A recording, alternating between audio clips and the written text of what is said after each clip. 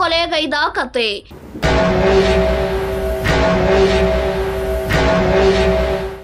ಇದು ಬೆಂಗಳೂರು ನಗರದ ಅಮೃತಹಳ್ಳಿಯಲ್ಲಿ ಪತ್ನಿಯ ಶೀಲದ ಮೇಲೆ ಶಂಕೆ ಇಟ್ಟು ಪತಿಯೇ ತನ್ನ ಪತ್ನಿಯನ್ನು ಕೊಲೆ ಮಾಡಿದ ಘಟನೆ ಬೆಳಕಿಗೆ ಬಂದಿದೆ. 20 ವರ್ಷದ ಅಂಜಲಿ ಎಂಬ ಯುವತಿ ತರಕಾರಿ ಅಂಗಡಿಯಲ್ಲಿ ಕೆಲಸ ಮಾಡ್ತಿದ್ದಾಳಂತೆ. ಆಕೆಯ ಗಂಡ ರವಿಚಂದ್ರ ಟ್ರಾವೆಲ್ಸ್ ಡ್ರೈವರ್ ಆಗಿದ್ದ. ಶೀಲದ ಬಗ್ಗೆ ಅನುಮಾನಗೊಂಡ ರವಿಚಂದ್ರ ಅಂಜಲಿಗೆ ಹಲ್ಲೆ ಮಾಡಿದ ಘಟನೆ ಬೆಳಕಿಗೆ ಬಂದಿದೆ.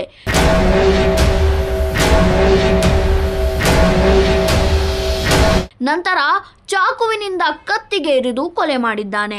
ಅಂಜಲಿಯನ್ನು ಆಸ್ಪತ್ರೆಗೆ ಕರೆದೊಯ್ಯುವ ವೇಳೆಯಲ್ಲೇ ಅವಳು ಮೃತಪಟ್ಟಿದ್ದಾಳೆ. ಇಬ್ಬರದು 2ನೇ ಮದುವೆಯಾಗಿತ್ತು ಎಂದು ಪೊಲೀಸರು ತಿಳಿಸಿದ್ದಾರೆ.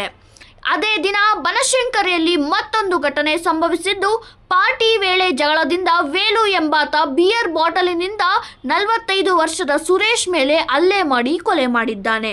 ಇಬ್ಬರ ಪ್ರಕರಣಗಳಿಗೂ ಪೊಲೀಸರು ತನಿಖೆ ನಡೆಸುತ್ತಿದ್ದಾರೆ.